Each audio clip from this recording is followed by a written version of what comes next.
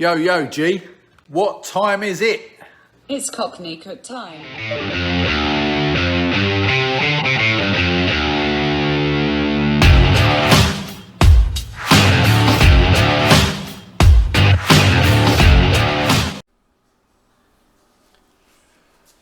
Hello again, you lovely people, on this happy hump day. Okay, we've got a little treat for you today. We're making something that my dear old mum made us. As we were sitting there as kids and she dished it up, we went to her, what's this called? She went, I don't know, it's just something I made up.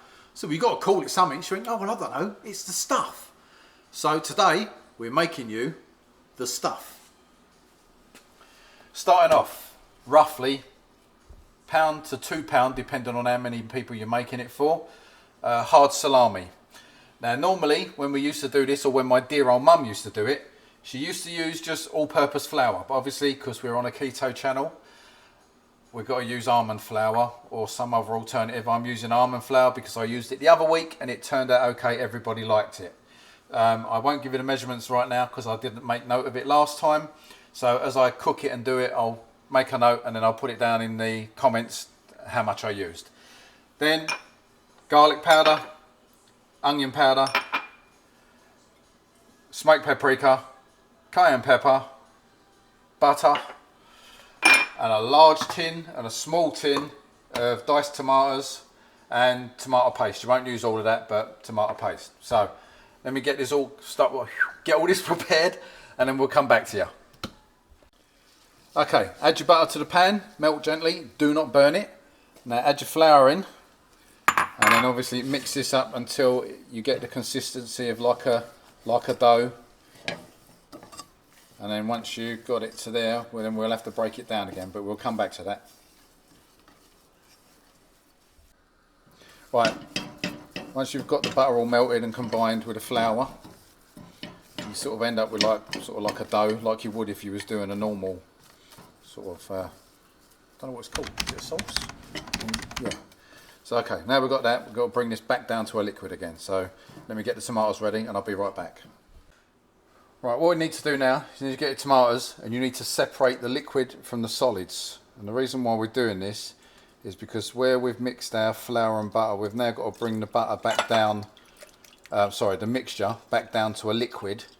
But obviously if we add the liquid or the tomatoes and everything all in, it's going to go lumpy because we have to do it gradually to reduce it. So get your tomatoes, get all the juice out of them first, put the lumpy bits to one side.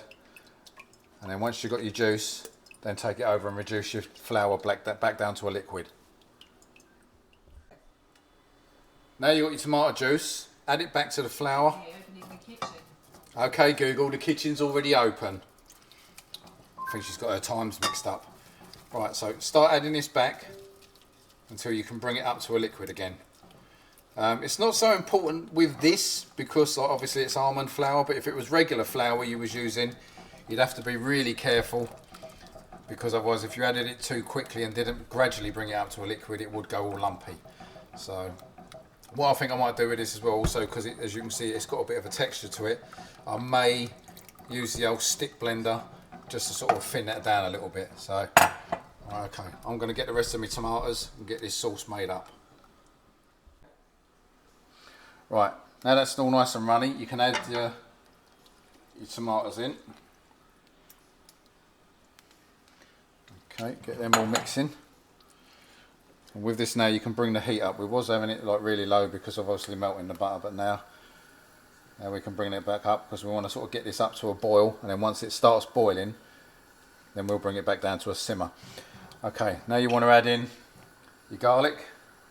Yes, it's a lot of garlic.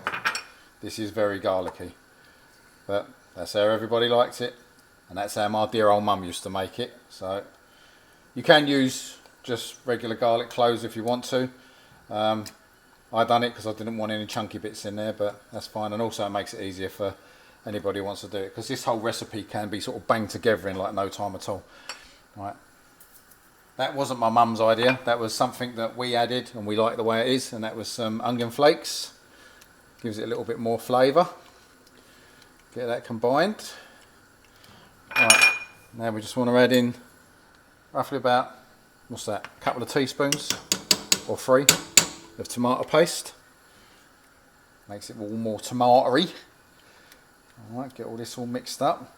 And then you're adding in your smoked paprika and your cayenne. Roughly teaspoon of the paprika, half a teaspoon of the cayenne. If you like a little bit more heat, add some more of the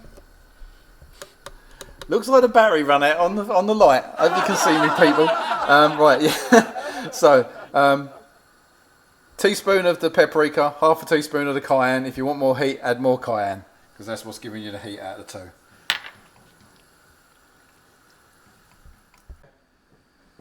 Right, here we go. This is roughly the consistency you want, sort of like a thickish sauce.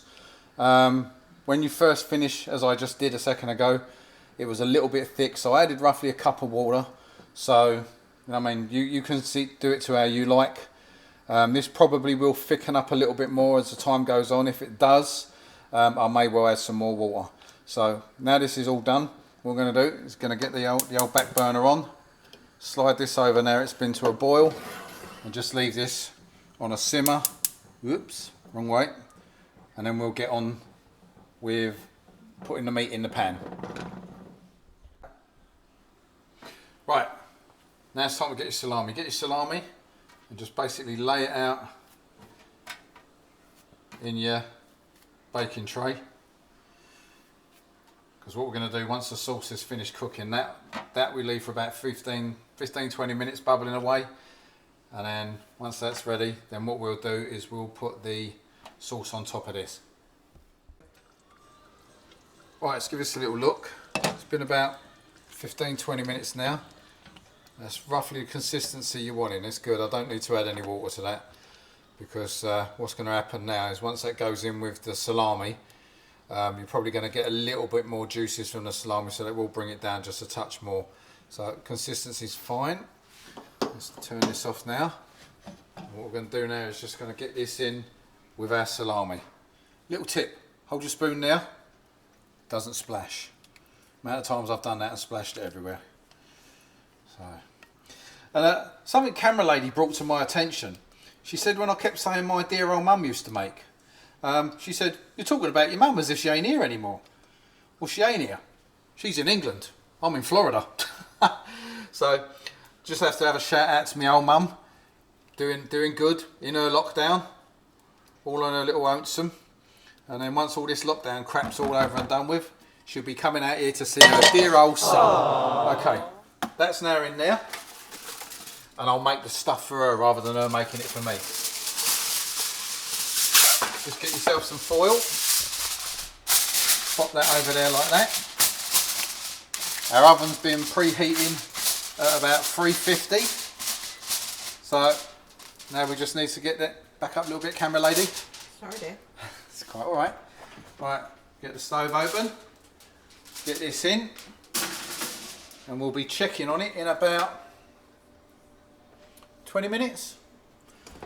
See you then. Okay, been about 20 minutes now. It's going to just give this a quick look, see how it's getting on. Oh, it smells lovely. Lovely garlicky smell, and be careful, this is a bit hot. Don't burn my fingies. Come on, don't be silly. Get out. There we go. Yeah, it's looking done. Okay, I think we're going to get this plated up. Get our pita breads in the toaster, and we'll be right back. Right, while we're on the subject of pita bread, I want to just quickly show you this. Okay, have a quick check out of them ingredients. Right, only 7 grams per pita, a lot better than just your regular pita breads. I am actually going to do a video of making pitas. Check up in the corner here somewhere. I'll put a link to it when I've done it. Okay.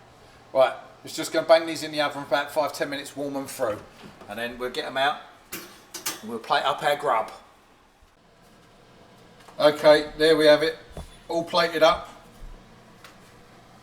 with our nice low carb pita breads and our salami and tomato with garlic and all the other good gubbins that's in with it.